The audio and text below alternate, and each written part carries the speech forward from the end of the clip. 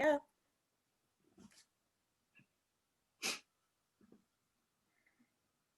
Hello, everyone, and welcome to the Virtual College Exploration for All Indiana Students, sponsored by the Indiana Association for College Admissions Counseling and StriveScan. Thank you for joining us today with Michigan State University. A few housekeeping announcements before we get started. One, you can use the Q&A button on your screen to type your questions to our presenters at any time. Your camera and microphone are off so that the panelists cannot see or hear you. This is just one of many sessions that we have at different times, and you can check those out at InACAC.org. This current session is also being recorded, and in a week you can go back to InACAC.org to check this out. Now I would like to turn this over to Iris and Riley from Michigan State University. Hi, good evening, everybody. My name is Iris Shan Van Buren, and I'm from Michigan State University. I work with students from Ohio, Indiana, and Kentucky. I'm going to hand it off to Riley. Hello, everybody. My name is Riley Van Pelt, and I'm an admissions counselor based in the East Lansing office. I focus on in-state students, and I'm very excited to answer some of your questions today using the Q&A tool. All right, we'll get started now. Okay, so this first slide, I'm going to try to hide this thing down here. Okay, so this first slide is the slide for my information. I will have another slide at the end that will also show my Calendly link. So if you have any questions, please make sure to contact me, and you can get a hold of me through email at Michigan State University.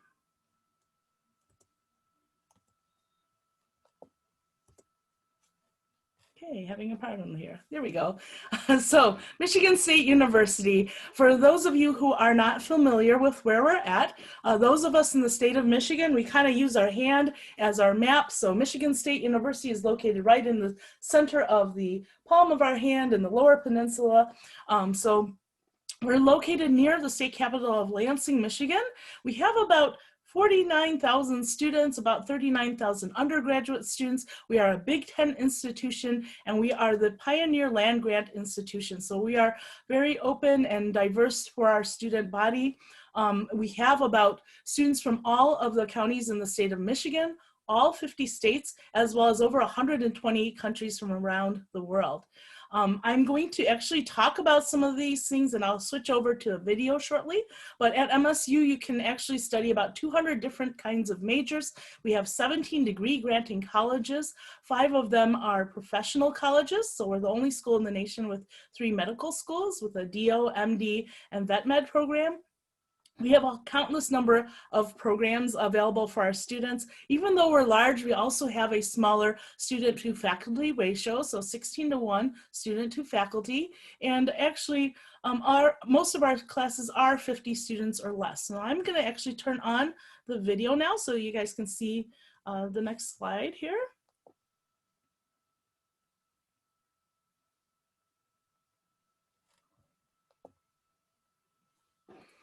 So I'll talk over this. So this is, if you haven't been to campus, it's a really beautiful, beautiful campus, as you can see. On campus, even though we're a large institution, we do have some ways to make that university feel a little bit smaller. So we have programs, 3 residential college options, which are living learning communities where you live in the same building as your fellow classmates, your professors' offices are there, as well as your classrooms. And these are first come, first served. There are no additional kinds of prerequisites to be part of those programs. They are not honors programs, although they can have honors components to it. But for those programs, there are 3 of them. The Lyman Briggs College, which is math, science, computer science, pre-med, pre-vet, that kind of thing. James Madison College, which is international social relations, public policy, and law. And the Residential College of Arts and Humanities, which is fine in performing arts, literature, languages, and cultures. So the nice thing about them is that they are first come, first first serve. All you have to do is indicate them as your major when you apply. And then we are basically, once the programs are full, then we will close the admissions for that. So there are no additional requirements for those. But we also have some other living learning communities on campus. So we actually have our residential business community. We have the core program for our College of Engineering, the RISES program for our students who are interested in environmental sciences. So a lot of different kinds of things to study. We are also known for some really strong programs in business engineering. We have the #1 supply chain program in the world. We have top programs in hospitality, business, education, engineering, computer sciences, and kinesiology are also very popular programs at Michigan State University. So outside of class, once you're looking at thinking about MSU, we also have a really great honors college. So with the honors college, this is different than many other schools. And I say it's not just a gold sticker on your forehead, but the honors college gives students a lot of flexibility and brings a lot of added value to your education. So if you are possibly looking at the honors college, you may have oops, I don't know why it stopped. Hang on a second, I don't know why it went back. The honors college, sorry. The honors college is, I don't know why it's, okay, hopefully it'll stay. Honors college, actually students are top 5%. They have about maybe a 32 on the ACT, about a 1440 on the SAT. There are different perks to the honors college. You can register for your classes before other students. You also have the ability to be more flexible with your major. And I guess I have my thing on auto because it keeps going back. But also the students in the honors college are able to take additional classes. Instead of taking the typical freshman classes, you can take different classes that are higher level to build like a double major, triple major, that kind of stuff. And there's a lot of access to research as well in our honors college. So there's also additional scholarships for that. Also outside of the honors and those kinds of things, we have other things outside of the classroom. Entrepreneurship, we're a top 25 school for entrepreneurship. We have something called the Hatch, where you as a student can come in, get with a mentor and actually build your own business, even ask for some money to help fund that business. Undergraduate research is open to any student of any major. All you have to do is find what you want to research. You can connect with a professor and do that starting even as early as your freshman year. Education abroad, MSU, for our out-of-state students, they all get a study abroad, presidential study abroad scholarship of $3,000 or $5,000. You can use it at any time, starting with the freshman seminar before you even start MSU, between your senior year and your freshman year, all the way through your last semester at MSU. You just need to pick one program to go on sometime while you're at MSU. And then of course, lots of student organizations to get involved in. We have sororities, fraternities, the Divine Nine, multicultural programs, programs related to your major. If you're religious, if you are interested in music and the arts. We also have intramural sports, club sports, as well as Division I athletics at MSU.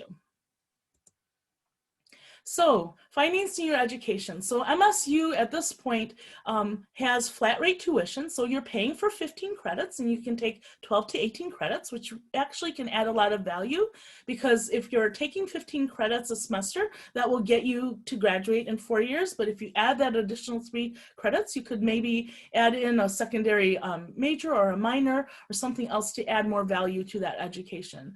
Our scholarships are automatically considered when you apply. You do not have to do any additional paperwork for most of our scholarships. There are a few that do require extra, but the majority do not.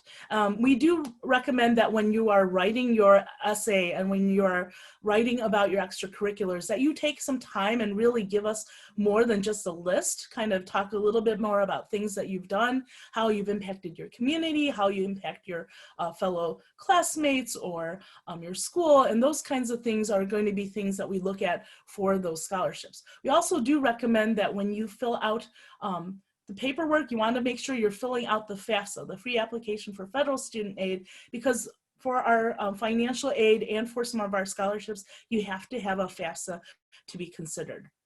It does say here that you can submit your ACT test scores for higher merit scholarship opportunities. However, this year we are going test optional, so you are not necessarily required to submit an SAT or ACT for those scholarship considerations. And the same thing goes with our Honors College, which our Honors College is by invitation as well. So we also do recommend that you go online and look outside of the university for additional financial aid and scholarship too.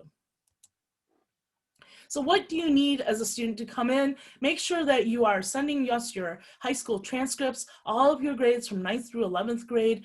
If you are able to take AP, IB, honors, or dual enrolled classes, make sure you're doing well in them, because we want to see those A's and B's. So we don't want to see those doing so poorly, but you want to make sure you're doing as well as possible.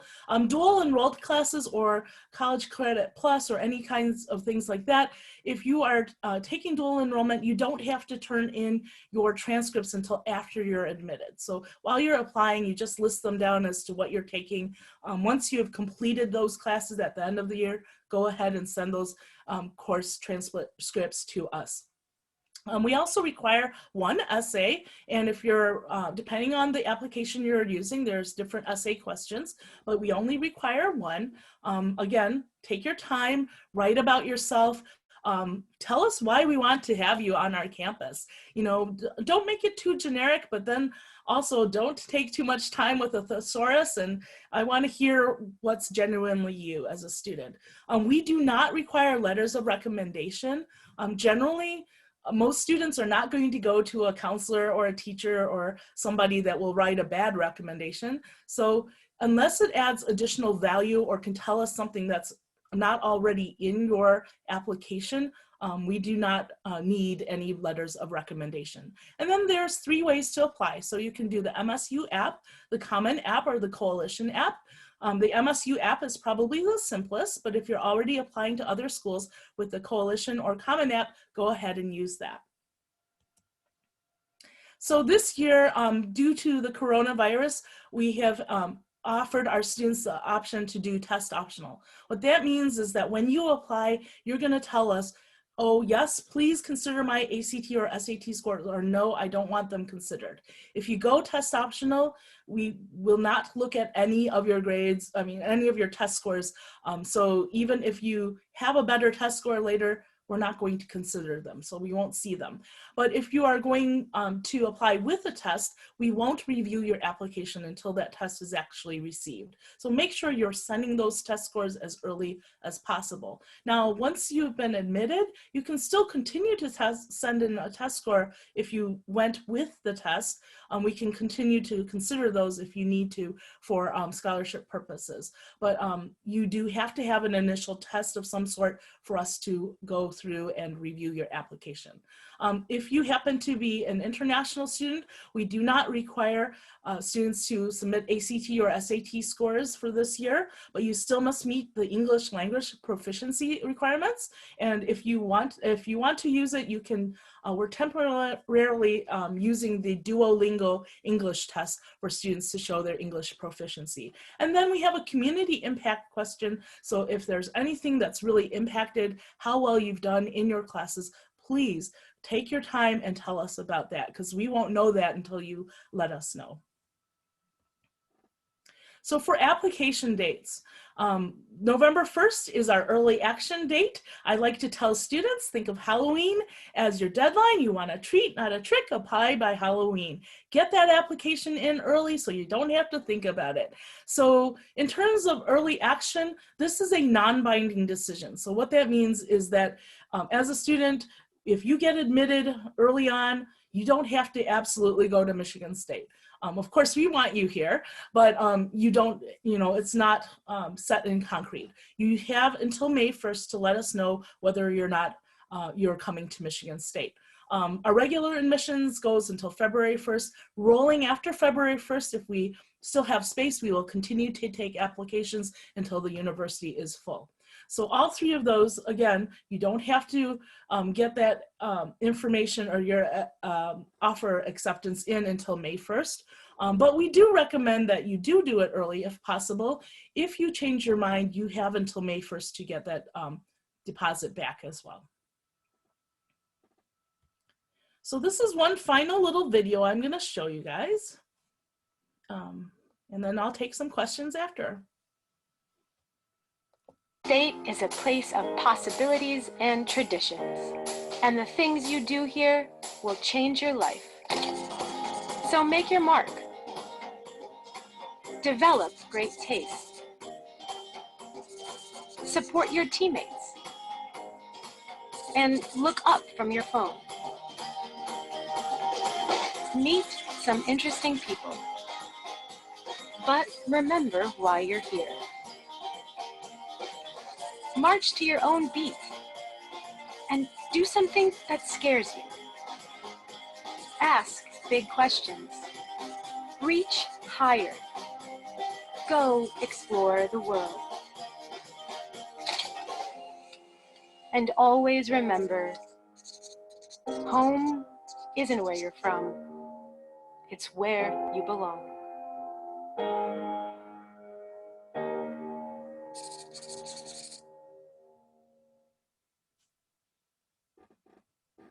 Okay, this is my final slide. This has my Calendly information. So if you are wanting to set up a one-on-one meeting with me, you're welcome to do so. Just go on Calendly and you can select the time to meet with me. If you need to meet with me at a time that's not listed, feel free to email me and let me know, and we can work it from there. So do we have any questions tonight?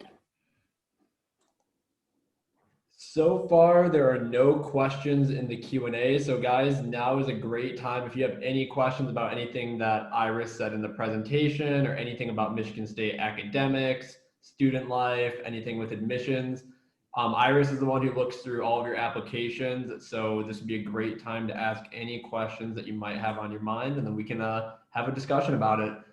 I guess to get things started, Iris, I can throw out a first question that I think students might be interested in hearing. Okay. So first question, one question that a lot of students have is, when will they be able to visit campus, or what are the options for getting to get tours right now and different things like that? Okay, so that's a good question. I'm gonna see if I can grab. Let me see here. So MSU, if you haven't been to the admissions website, I'm gonna kind of pull up the admissions website really quick. So give me a second here. And while Iris is pulling that up, I'm also a recent alumni of Michigan State as well as an admissions counselor. So I have a little bit of the student perspective and the admissions perspective. So if you have any questions about that, you can feel free to ask me as well using the Q&A tool. We're happy to answer anything. Okay, so this is our admissions website. So if you haven't visited campus, if you go down to here, this virtual campus experiences, you can kind of take a look. Okay, it's going through. So there's a lot of different things. I do know that we are getting ready to launch a really cool virtual tour. I don't think it's up quite yet, but it should be up there pretty soon. We do have regular prospective freshman programs that Riley and other folks on our campus also do, but it's basically the same as what you're having tonight. But there are some virtual student panels, so you can hear from students. Every Wednesday at 5 p.m. they do that, so you can kind of hear more from a student perspective. Also, Green and White Uploaded kinds of gives you some sessions. I'm gonna click on that real quick. And it kind of gives you some sessions based on the different academics. There's a session on honors college, different academic interests if you have wanted to learn a little bit more about some of our majors on our campus. I'm gonna go back here. But there are also virtual campus experiences. One that's kind of fun is this one here. It says Exploring Through Google Street View, and click on that.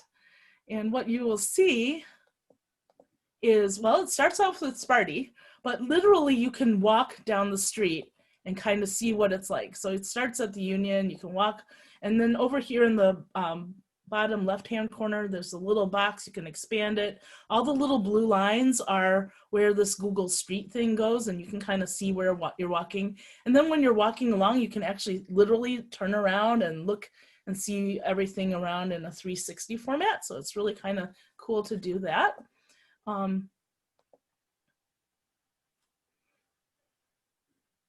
There are also a number of video tours of campus that you can go as a whole playlist of things like that. So you can go and check that out. And then if you were to actually come to campus, which right now we're not doing any kind of things on our campus, but there is a PDF for the self-guided walking tour.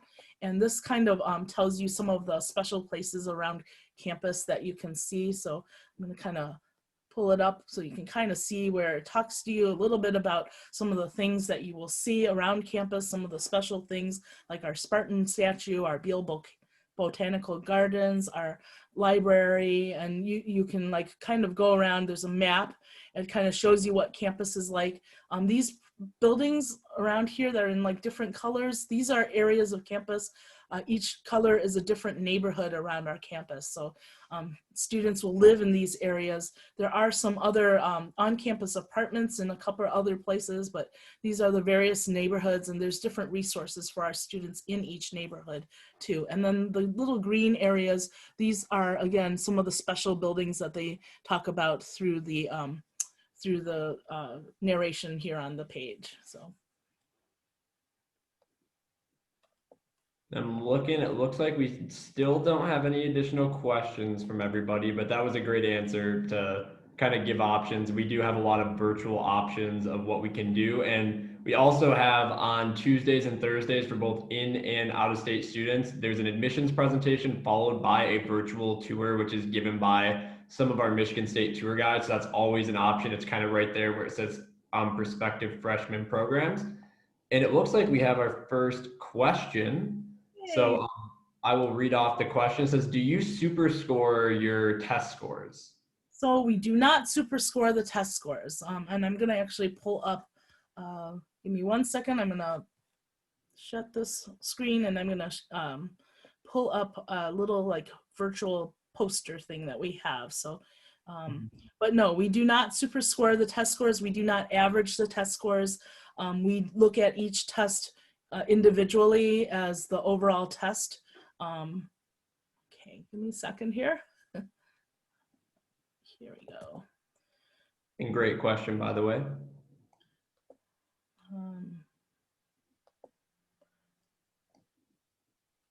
Now I have to find it. Here it is. Okay. So this is our, I don't know, can you see this? I don't know what you can see.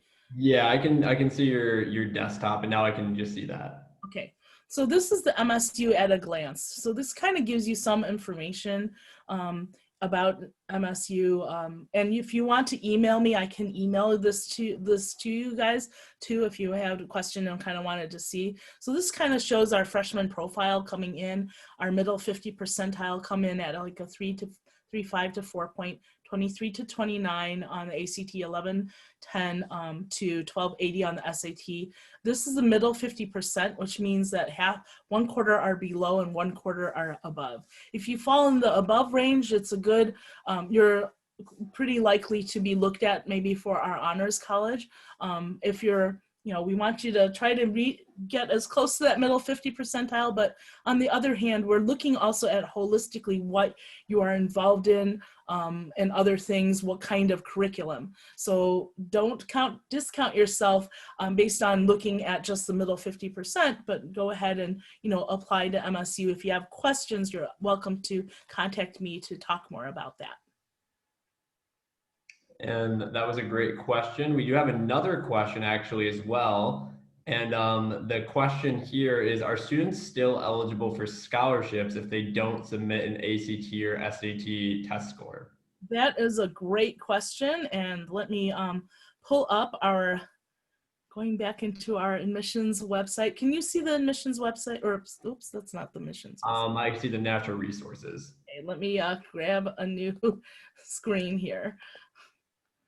I'm going to go back into the Office of Admissions site, and Wait, what was the question again? So Sorry. the question is, are students still eligible for scholarships if they don't submit an SAT or an ACT score? Okay, and actually this year, because so we're going to look at the scholarships link. So I went to that little more button that was up here in the upper right hand corner. I clicked on more and scholarships, and then you can go, takes a minute to load up here. You go into merit-based scholarships and click on freshman scholarships. And then for non-Michigan resident scholarships. So as a student from the state of Indiana, this is the scholarship grid that kind of, when you look at it, you can kind of tell where you might fall in for scholarship opportunities. And we do look at your weighted GPA. We do convert it to a 4.0 scale. So if you're on some other scale that's not a 4.0 scale, this kind of gives you an idea where you might fall for scholarships. I always tell students that when you get your financial aid package, if you have questions about the scholarships, always make sure to give me a call or email me. I can take a look. Sometimes there are other scholarships that are still being placed into your package. So it's never, it's always good to give me a call or contact me if you have questions about that. But this kind of shows you where the scholarships are for out of state. If you are a dependent or a grandchild of an MSU alum, you also will get an additional $1,250 a year annually for 8 semesters, and that works out to be $5,000 over 4 years. Just being the child or grandchild of an alum.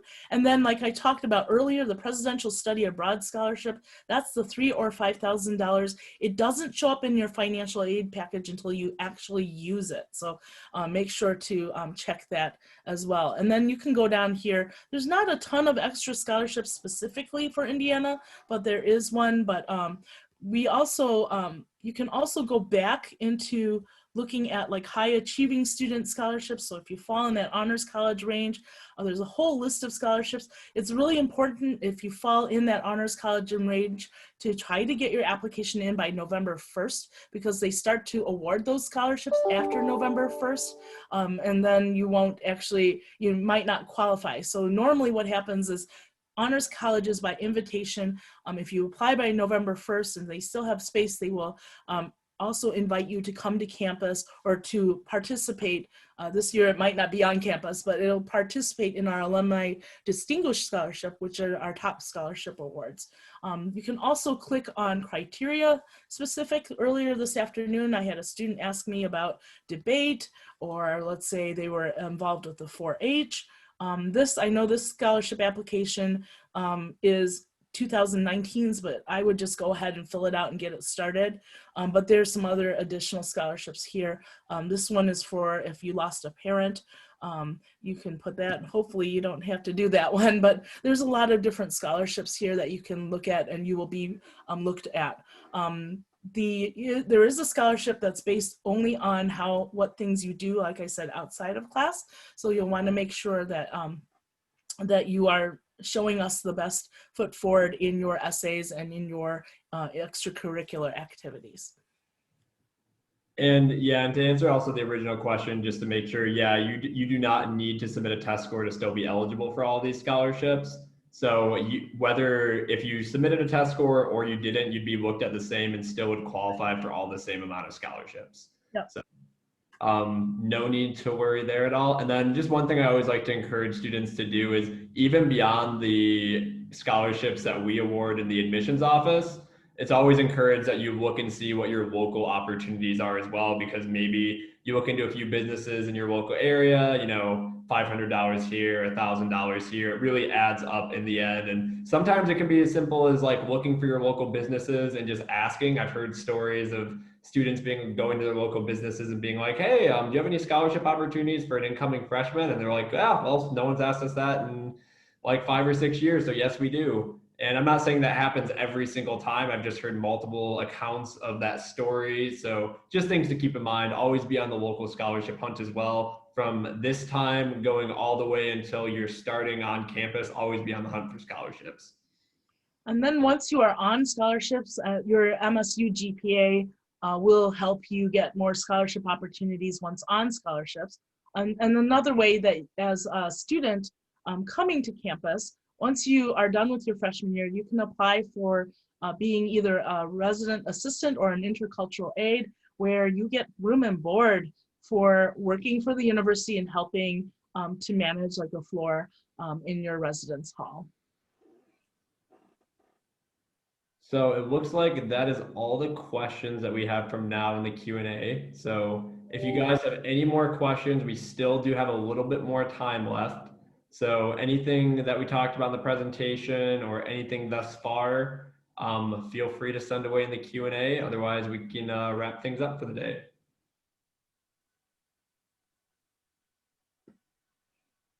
Very quiet group. Maybe Riley, you can talk about some things you were involved in as a student that might be helpful. Yeah, absolutely. So I graduated in May of 2019, so not even too long ago, and now I get to recruit for Michigan State, which is amazing because I had a great experience, great 4 years over there. So in regards to student organizations, I always have two recommendations. Well, we'll start off with the first recommendation. So the first recommendation is no matter where you go to college, always start off by joining multiple different clubs, but eventually narrow it down to two clubs, one for academic and career purposes, and then the other one, something that you like to do for fun. So while I was a student at Michigan State, I was involved with the Global Sales Leadership Society because at the time I was studying sales. That's what I minored in. So it gave me a great opportunity to network with sales professionals, be involved with some sales competitions so I could improve some of my sales skills that I wanted to improve at the time, and then just learn more about the industry in general. And during the club, they would bring in professionals every single week to kind of either help you develop certain skills or talk about their experiences in different industries. So it was just a really great way to like get involved. And it led me to about 2 different internship opportunities that I got to take during my college experience. I worked for an insurance company for a little bit, and then I actually got to intern for our sales minor director for a semester, which was really an awesome experience as well. The thing I did for fun was I was on the Michigan State University running club because I'm one of those people who likes to run long distances for fun. So I had a great time competing in club track and field. So we have 28 different club sports, and that's one of them. And we got to travel all over the Midwest. I got to go to like Kentucky, Pennsylvania, multiple places in Indiana, all over Michigan, and compete in cross country and track.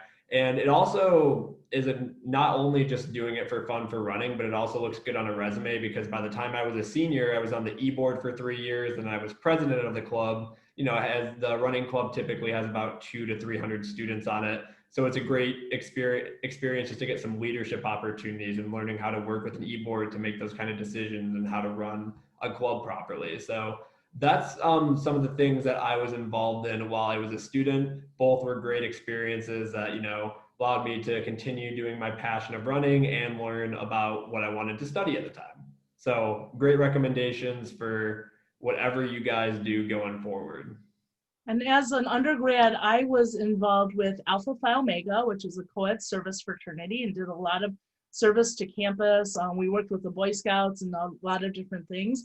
The other thing I was involved in that gave me a lot of great experience was something called it's now called the University Activities Board. Back when I was a student, it was the Union Activities Board, but I helped to manage the Arts and Crafts Show on our campus, which was the biggest fundraiser for that board. And now actually it's expanded to not just like maybe 15 people, but it's like 100 people.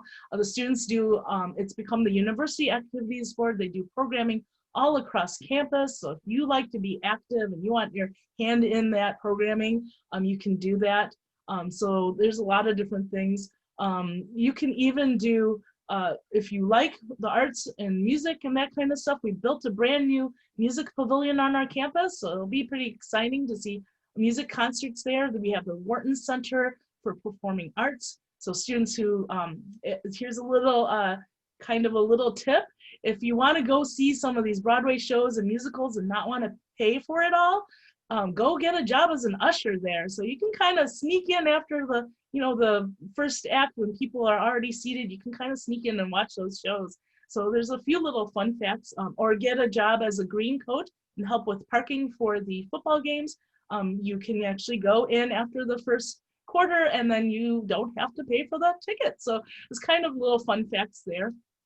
Yeah, So speaking yeah, of part-time jobs too, while I was a student, I worked as a tour guide on campus. So the great Michigan State, I think Iris might have mentioned, you might have mentioned this in the presentation, but we have over 17,000 student jobs on campus during a typical year. So if you're looking for a job, you can certainly find one, and it can be something fun too. Like I thought it was fun being a tour guide because, I might have a 10 a.m. class, then I give a tour around noon, and then after my tour, I go back to a 2 p.m. class. And Michigan State does a great job of working around your schedule. They understand that you're a student first and a worker second. So they're very accommodating. You can still make a little bit of money while you're on campus and, have fun, because giving tours, in my opinion, was a really fun time. And I know we're not doing the typical in-person tours right now, but hopefully in the future we will be, so you can get to meet some of our tour guides and get to see what our campus is all about. so another fun job actually, well, which actually doesn't, I don't think currently pays, but if you have a lot of school spirit and you're between 5'10" and 6'4", you can actually apply to become Sparty. And it's a very cool tradition because if a person becomes Sparty, they're not allowed to tell family, friends, or anybody.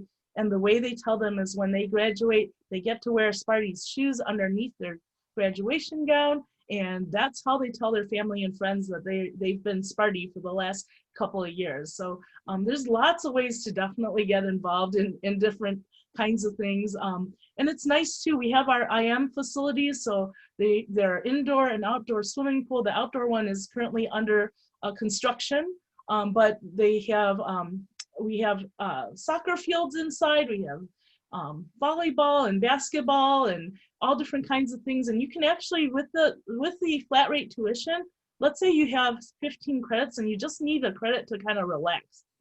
I recommend if you can, take a class learning to play golf. That's a really good life skill to bring with you. And we have a turf grass management program and golf course design. So if that really floats your boat, you can do that. So a lot of cool things that you can do on our campus that are not only fun, but they can actually apply to something down the road and help with building your resume and things like that.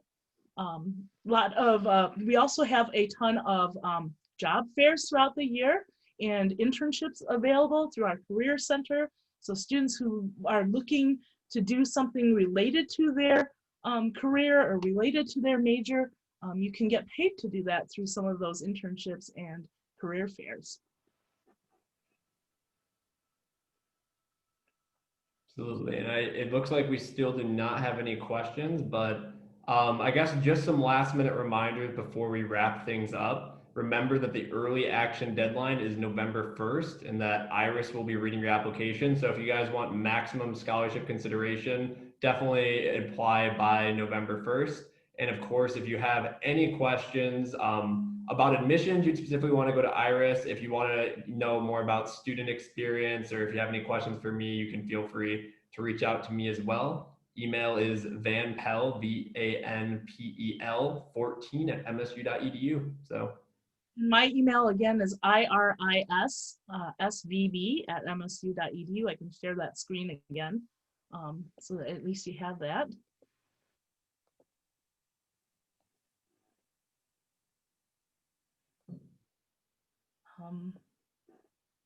I'm trying to think of anything else. I know a lot of times students ask if they can have cars on campus, and they can't have them until after they become a sophomore on campus. And you are required to live on campus your freshman year. But I have to tell you, the food is really good in our residence halls. And if you like to eat, there's definitely good places to eat around campus. And actually our community locals in the East Lansing community, when you ask them where is a good place to eat, they will actually direct you to our Brody cafeteria on our Brody neighborhood. So it is actually a really, really nice place, cafeteria with 9 different food stations.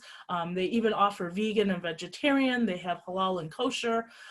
If you have any kind of food allergies, there's a special cafeteria in Owen Hall that is called Thrive, and it's allergen free, so it's good for our students that way as well. So student life, eating is part of the student life experience as well.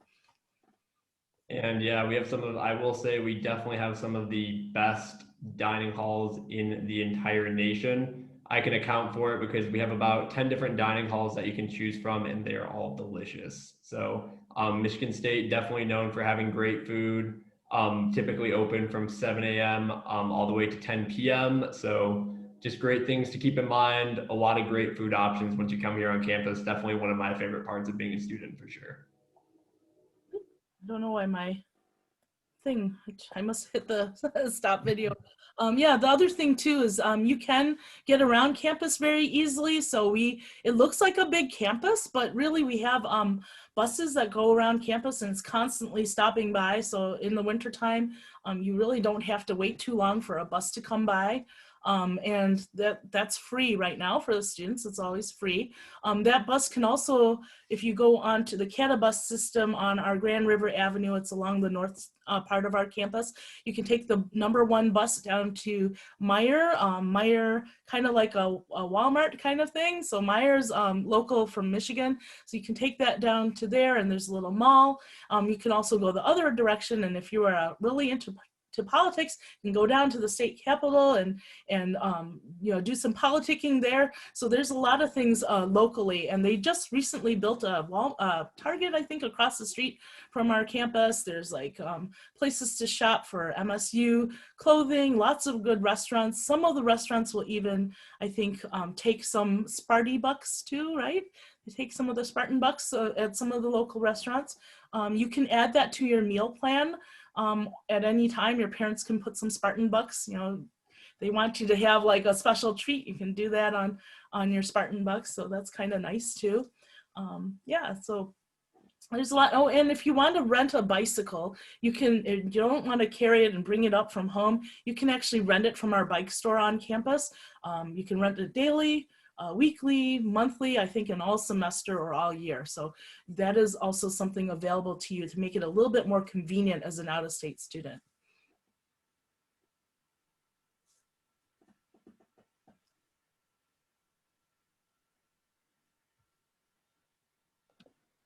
Well, I think that we made our time for today. Iris and Riley, thank you. Oh, it looks like we might have one more question. Good. Oh, one last. Let's do one more question. Go for it.